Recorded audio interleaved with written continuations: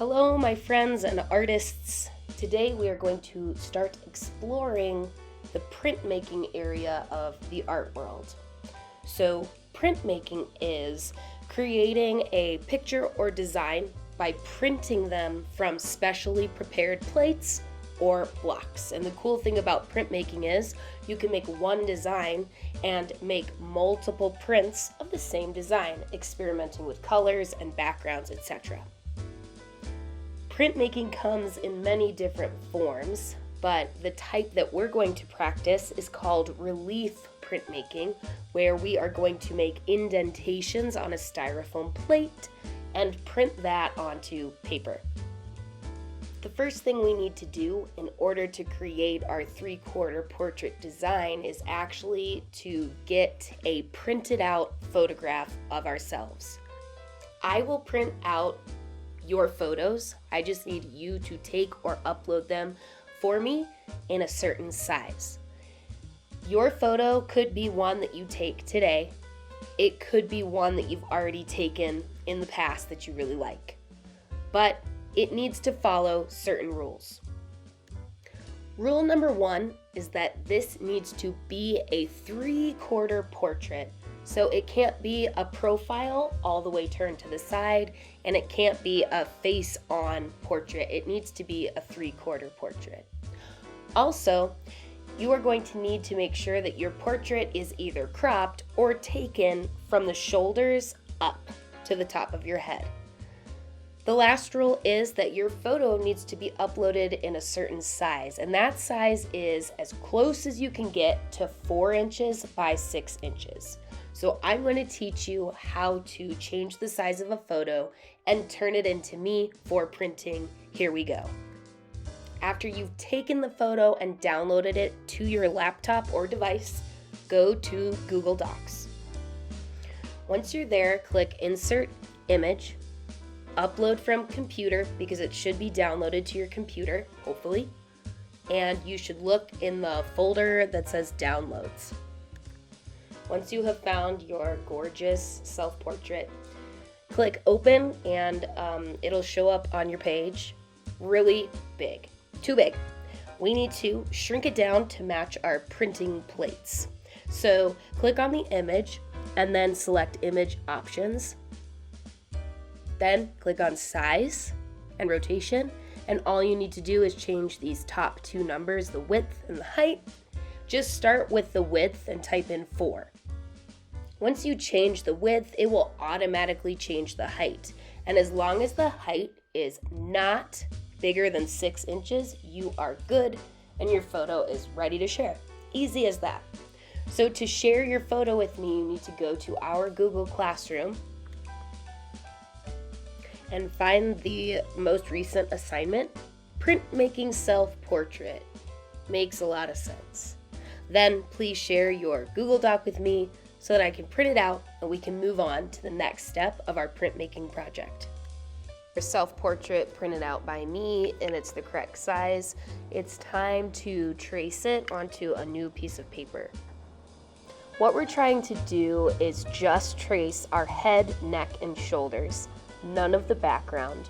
We're trying to create a line drawing only. So we're just going to trace the contour lines. We're not going to trace any of the shadows or highlights or any of the value on our self-portraits, just the contour lines or the outlines of each part of our body. And to do this, you have 3 choices. You could go tape your picture up onto a window so that the light can shine through it and you can trace it. You can wait for your turn at the light box up at the black table. You could also use your computer screen to illuminate behind your self-portrait. Whatever you choose, tape down your self-portrait and place another piece of paper on top. And also tape it down so that it doesn't move around while you're trying to trace it. Once you have both papers secure on your surface, then you're going to start to trace.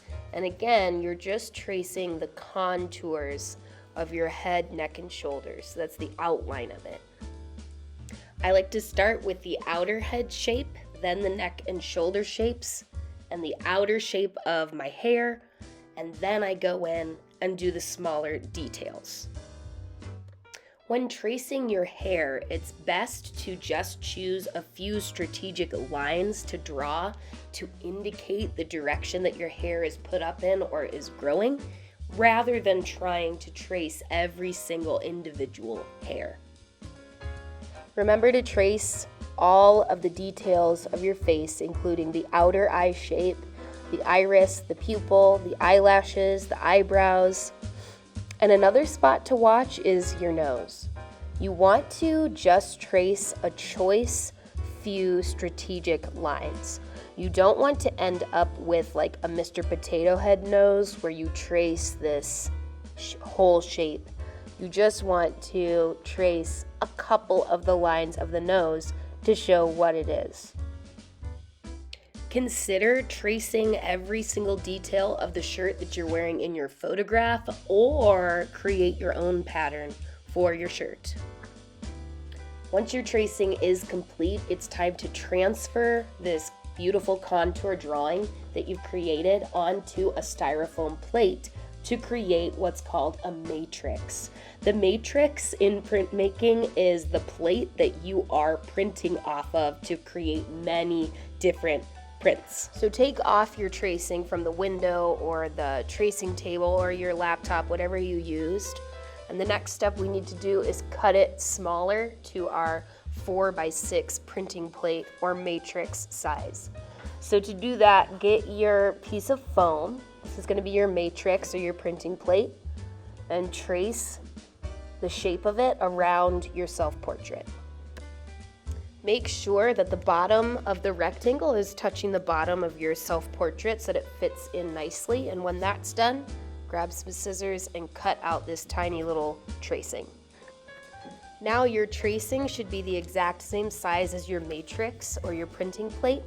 And what we need to do is attach the drawing on top of the little foam plate. So match it up and grab 3 pieces of tape and tape on top and on both sides so that you can keep your drawing in place while you trace. Once you've got it secure, it's time to pick up a ballpoint pen and, you guessed it, trace your portrait once again.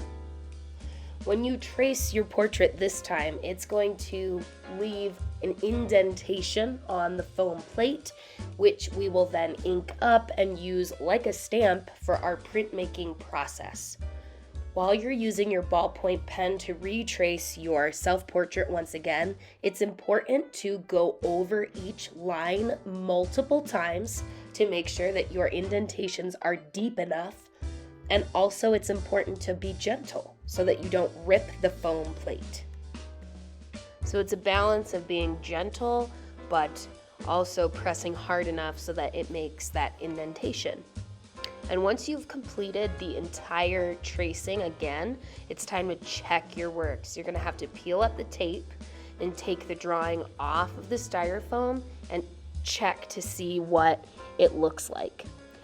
Unfortunately for me, I did not press down hard enough onto the foam through the paper because I can't see my design very well. I can see it a little bit if I turn it at a certain angle, but I need to make these indentations deeper. So I'm actually going to replace the paper in the exact same spot that it was the first time, and I'm going to try it one more time. This time, pressing a little bit harder. This time when I took off the paper, the indentations were a lot deeper, and so I can actually see where my lines are, and that's a good thing. After you're done with that and you can clearly see your self-portrait onto the foam, it's time to trace it again. So you're going to take your ballpoint pen once again and you're going to draw your entire self-portrait once more. Again, being gentle, not breaking apart or cutting apart the foam, but pressing hard enough that it's creating quite a deep indentation onto the foam.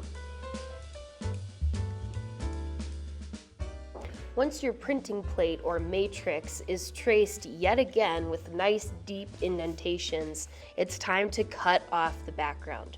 So very gently and carefully, without cracking your printing plate, cut around the outer contour of your head, neck, and shoulders. So basically cut off the background of the plate.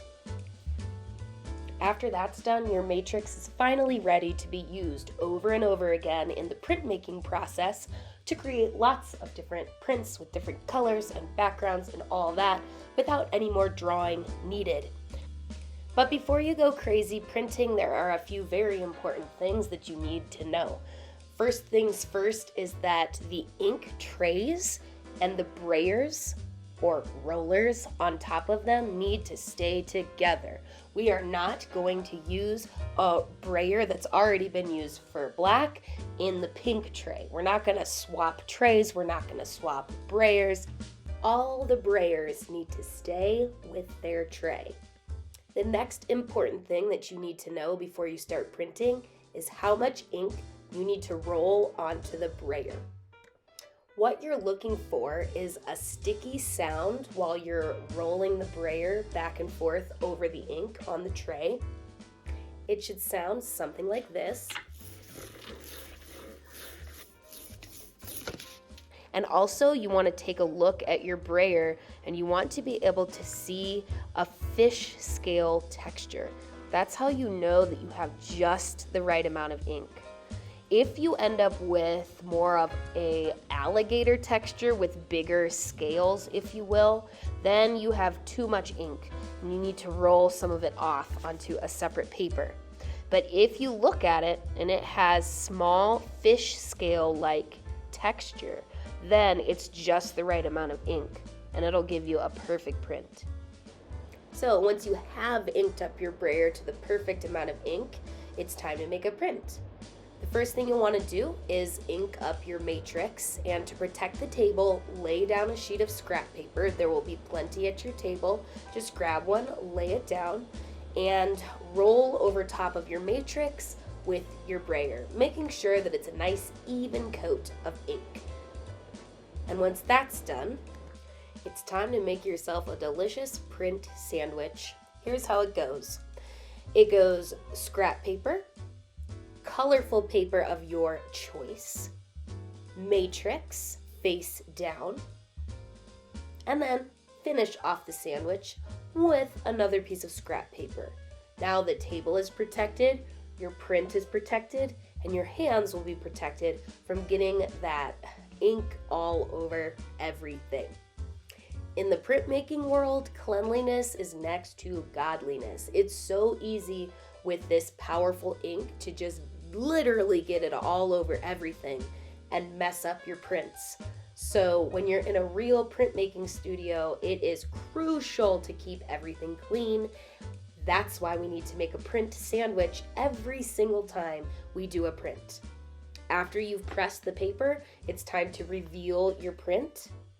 And this is literally my favorite part of printmaking because it's like opening a present, right? You take off the bread of the sandwich and you peel up your matrix and you see what you got. Sometimes when you peel it off, it is a beautiful, perfect print, like you nailed the amount of ink and everything. Sometimes it doesn't work out so great, like for example, that print that I just made, it was too inky. I didn't check the texture enough because it created a print that I couldn't see all the lines. But again, that's what's so awesome about printmaking. All you've got to do is ink up another brayer and try it again. Remember to always set up a printmaking sandwich before each print.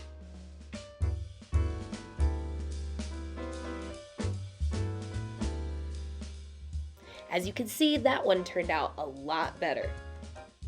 One fun thing you can do if you made a print that is too inky is to create a ghost print. You can pick up a piece of scrap paper or even a colorful official construction paper piece and lay it on top to pick up the extra ink from the original print to create a lighter, more ghost-like print. That's why it's called a ghost print. Now that you know the basics of making a relief print, you might want to change colors. If you do want to change ink colors, remember you are not going to use the same brayer. You are going to move on to a new tray that has a new matching brayer in it. And you need to come at this new color with a fresh, clean matrix. So you need to use the sink, some warm water, and gently scrub your matrix with your fingers to completely clean out all of the ink. And then you need to take a paper towel and make sure that that plate is really dry, because if it's at all moist, then it's going to water up the ink and mess up your prints. Once you have a fresh, clean matrix to print from, you are all set to change colors. I'm really glad I did, because I like how that print turned out. Keep experimenting with different colors of backgrounds and different colors of inks and different combinations, but watch out for one thing. You want to make sure that your color choices are contrasting. So if you pick a certain color of paper, you need to be smart about the color of ink that you choose. For example, when I combined this warm purple with this warm pink ink and put it together, the contrast wasn't high enough. It was a great print, but you can't really see the details of my portrait because, again, the colors aren't different or they don't contrast enough. Another thing that you can experiment with is creating a bubble wrap printed background like this. In order to prepare for the bubble wrap background, you're going to need to create a paper mask to protect a certain part of the paper. To make the mask, grab another piece of scrap paper and your clean, dry matrix. Flip over your matrix so that it is face down and scooch it down to the very bottom edge of the paper. Then grab up a pencil and trace the outline of your matrix. Once that's done, grab up some scissors and cut on the line that you just drew. Once you're done cutting, now you have a perfect mask to protect the area where your portrait needs to be from the bubble wrap. Grab up some tape so that we can attach the mask to the paper we're printing on. So tear off a little piece of tape, roll it into a circle with the sticky side out, and stick it to your hand a couple of times to pick up your skin cells. I know, it's disgusting, but we need to do this to de-stickify the tape so that when we're ready to take off the mask, it's easy to take off and it doesn't rip our piece. Once you've de-stickified your tape, tape your mask onto your printing paper. And make sure that you have oriented your mask the proper way so that when you lay down your matrix face down to print, it matches up with the mask. Once that's all done, find yourself a little piece of bubble wrap, ink up your brayer just right, you know, the sticky sound and the small fish scales. And once you've got it, ink up your bubble wrap from top to bottom and side to side. Once the bubble wrap is properly inked, pick up your paper with the mask on it, flip it over, and place it on the bubble wrap. Remember to make a print sandwich. I kind of forgot to put a piece of paper underneath. That's why my table is a wreck, but I did remember to put a paper on top as I massage and try to pick up those bubble prints. So remember your print sandwich, please. And once you have evenly massaged the paper and you're pretty sure that you got all the bubbles printed, it's time to open your present and see how it turned out. This one turned out pretty well. Looks like some of the bubbles were popped. That's okay. And my mask came off the paper along with the bubble wrap, and that's just fine because it left the perfect silhouette for me to fill in now with my matrix print. So up next, I'm going to change colors, make sure that my plate is clean and dry, roll up my ink, make sure that it's got a fish scale texture and not an alligator scale texture, If it's got too much ink on it, I can always roll it on a scrap paper to clear off some of that ink. And then I'm going to ink up my matrix and try to place it exactly inside of that silhouette that my mask created for me. Place a piece of paper over top before you massage to create your print. And once you pull it away, you should be able to see your portrait with a bubble wrap background and nothing overlapping. Now, a couple of things I could have done better on this print, I think, is to ink up my bubble wrap a little bit better and also to keep the black ink out of the pink ink because it got mixed up and a little bit sloppy. But again, that's what's so cool about printmaking is if one print doesn't come out very well, learn from your mistakes and improve the next print. So I want you to spend your time making a bunch of prints. I want you to experiment with paper colors, ink colors. I want you to try to get just the right print with the perfect amount of ink on it. I want you to create a paper mask so that you can add a bubble wrap background to at least one of your prints. And all told, I would like to see at the end of this a total of at least 6 prints.